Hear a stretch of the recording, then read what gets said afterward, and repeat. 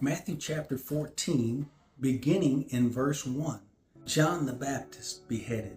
At that time Herod the Tetrarch heard the news about Jesus and said to his servants, "This is John the Baptist. He has risen from the dead, and that is why miraculous powers are at work in him." For when Herod had John arrested, he bound him and put him in prison because of Herodias, the wife of his brother Philip. For John had been saying to him, "It is not lawful for you to have her." Although Herod wanted to put him to death, he feared the crowd, because they regarded John as a prophet. But when Herod's birthday came, the daughter of Herodias danced before them and pleased Herod, so much that he promised with an oath to give her whatever she asked. Having been prompted by her mother, she said, "Give me here on a platter the head of John the Baptist." Although he was grieved, the king commanded it to be given because of his oaths and because of his dinner guest. He sent and had John beheaded in the prison, and his head was brought on a platter and given to the girl, and she brought it to her mother. His disciples came and took away the body and buried it, and they went and reported to Jesus. Matthew chapter 14, beginning in verse 13, 5,000 fed. When Jesus heard about John, he withdrew from there in a boat to a secluded place by himself. And when the people heard of this, they followed him on foot from the cities. When he went ashore, he saw a large crowd and felt compassion for them and healed their sick. When it was evening, the disciples came to him and said, "This place is desolate, and the hour is already late. So send the crowds away, that they may go into the villages and buy food for themselves." But Jesus said to them, "They do not need to go away. You give them something to eat." They said to him, we have here only 5 loaves and 2 fishes. And he said, "Bring them here to me." Ordering the people to sit down on the grass, he took the 5 loaves and the 2 fishes and the 2 fish, and looking up toward heaven, he blessed the food, and breaking the loaves, he gave them to the disciples, and the disciples gave them to the crowds. They all ate and were satisfied. They picked up what was left over of the broken pieces, 12 full baskets. There were about 5,000 men who ate, besides women and children. Matthew chapter 14, beginning in verse 22, Jesus walks on the water. Immediately, he made the disciples get into the boat and go ahead of him to the other side, while he sent the crowds away. After he had sent the crowds away, he went up on the mountain by himself to pray. And when it was evening, he was there alone. But the boat was already a long distance from the land, battered by the waves, for the wind was contrary. And in the 4th watch of the night, he came to them, walking on the sea. When the disciples saw him walking on the sea, they were terrified and said, "It is a ghost." They cried out in fear. But immediately Jesus spoke to them, saying, "Take courage, it is I, do not be afraid." Peter said to him, "Lord, if it is you, command me to come to you on the water." And he said, "Come." And Peter got out of the boat and walked on the water and came toward Jesus. But seeing the wind, he became frightened, and beginning to sink, he cried out, "Lord, save me." Immediately Jesus stretched out his hand and took hold of him and said to him, "You of little faith, why did you doubt?" When they got into the boat, the wind stopped, and those who were in the boat worshipped him, saying, "You are certainly God's Son." When they had crossed over, they came to land at Gennesaret. And when the men in that place recognized him, they sent word into all the surrounding district and brought to him all who were sick. They implored him that they might just touch the fringe of his cloak, and as many as touched it were cured. Matthew chapter 15, beginning in verse 1, tradition and commandment. Then some Pharisees and scribes came to Jesus from Jerusalem and said, "Why do your disciples break the tradition of the elders? for they do not wash their hands when they eat bread. And he answered and said to them, Why do you yourselves transgress the commandment of God for the sake of your tradition? For God said, Honor your father and mother, and he who speaks evil of father or mother is to be put to death. But you say, Whoever says to his father or mother, Whatever I have that would help you has been given to God. He is not to honor his father or his mother? And by this you invalidate the word of God for the sake of your tradition. You hypocrites, rightly did Isaiah prophesy of you. This people honors me with their lips, but their heart is far away from me. But in vain do they worship me, teaching as doctrines the precepts of men. After Jesus called the crowd to him, he said to them, Hear and understand. It is not what enters into the mouth that defiles the man, but what proceeds out of the mouth that defiles the man.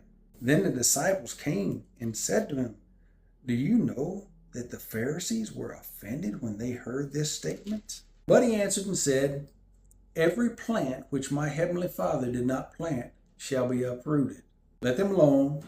They are blind guides of the blind. And if a blind man guides a blind man, both will fall into a pit. Matthew chapter 15, beginning in verse 15, the heart of man. Peter said to him, Explain the parable to us. Jesus said, Are you still lacking in understanding also? Do you not understand that everything that goes into the mouth passes into the stomach and is eliminated? But the things that proceed out of the mouth come from the heart, and those defile the man. For out of the heart come evil thoughts, murders, adulteries, fornications, thefts, false witness, slanders. These are the things which defile the man, but to eat with unwashed hands does not defile the man. Matthew chapter 15, beginning in verse 21, the Syrophoenician woman. Jesus went away from there and withdrew into the district of Tyre and Sidon. And a Canaanite woman from that region came out and began to cry out, saying, Have mercy on me, Lord, Son of David. My daughter is cruelly demon-possessed. But he did not answer her a word. And his disciples came and implored him, saying, Send her away, because she keeps shouting at us. But he answered and said, I was sent only to the lost sheep of the house of Israel. But she came and began to bow down before him, saying, Lord, help me.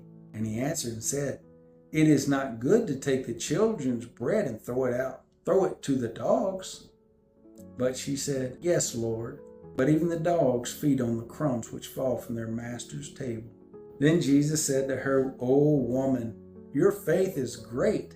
It shall be done for you as you wish. And her daughter was healed at once. Matthew chapter 15, beginning in verse 29, healing crowds. Departing from there, Jesus went along by the Sea of Galilee, and having gone up to the mountain, he was sitting there. And large crowds came to him, bringing with them those who were lame, crippled, blind, mute, and many others, and they laid them down at his feet, and he healed them. So the crowd marveled as they saw the mute speaking, the crippled restored, and the lame walking, and the blind seeing, and they glorified the God of Israel. Matthew chapter 15, beginning in verse 32, 4,000 fed. And Jesus called his disciples to him and said, I feel compassion for the people, because they have remained with me now 3 days and have nothing to eat. And I do not want to send them away hungry, for they might faint on the way. The disciples said to him, Where would we get so many loaves in this desolate place to satisfy such a large crowd? And Jesus said to them, How many loaves do you have? And they said, 7, and a few small fishes. And he directed the people to sit down on the ground. And he took the 7 loaves and the fish, and giving thanks, he broke them and started giving them to the disciples. And the disciples gave them to the people. And they all ate and were satisfied, and they picked up what was left over of the broken pieces, 7 large baskets full. And those who ate were 4,000 men, besides women and children. And sending away the crowds, Jesus got into the boat and came to the region of Magadan. Matthew chapter 16, beginning in verse 1, Pharisees test Jesus. The Pharisees and Sadducees came up, and testing Jesus, they asked him to show them a sign from heaven. But he replied to them, "When it is evening, you say it will be fair weather, for the sky is red. And in the morning there will be a storm today, for the sky is red and threatening. Do you know how to discern the appearance of the sky, but cannot discern the signs of the times? An evil and adulterous generation seeks after a sign, and a sign will not be given it except the sign of Jonah." And he left them and went away. And the disciples came to the other side of the sea, but they had forgotten to bring any bread. And Jesus said to them, "Watch out and beware of the leaven of the Pharisees and Sadducees." They began to discuss this among themselves, saying, "He said that because we did not bring any bread." But Jesus, aware of this, said, "You men of little faith, why do you discuss among yourselves that you have no bread? Do you not yet understand or remember the 5 loaves of the 5,000 and how many baskets full you picked up? Or the 7 loaves of the 4,000 and how many large baskets full you picked up? How is it that you do not understand that I did not speak to you concerning bread? But beware of the leaven of the Pharisees and Sadducees." Then they understood that he did not say to beware of the leaven of bread, but of the teaching of the Pharisees and Sadducees. Matthew chapter 16, beginning in verse 13, Peter's confession of Christ. Now when Jesus came into the district of Caesarea Philippi, he was asking his disciples, "Who do people say that the Son of Man is?" And they said, "Some say John the Baptist, and others Elijah, but still others Jeremiah or one of the prophets." And he said to them, "But who do you say that I am?" Simon Peter answered, "You are the Christ, the Son of the living God." And Jesus said to him, "Blessed are you, Simon Bar-Jonah, because flesh and blood did not reveal this to you, but my Father who is in heaven. I also say to you that you are Peter, and upon this rock I will build my church, and the gates of Hades will not overpower it. I will give you the keys of the kingdom of heaven, and whatever you bind on earth shall have been bound in heaven, and whatever you loose on earth shall have been loosed in heaven."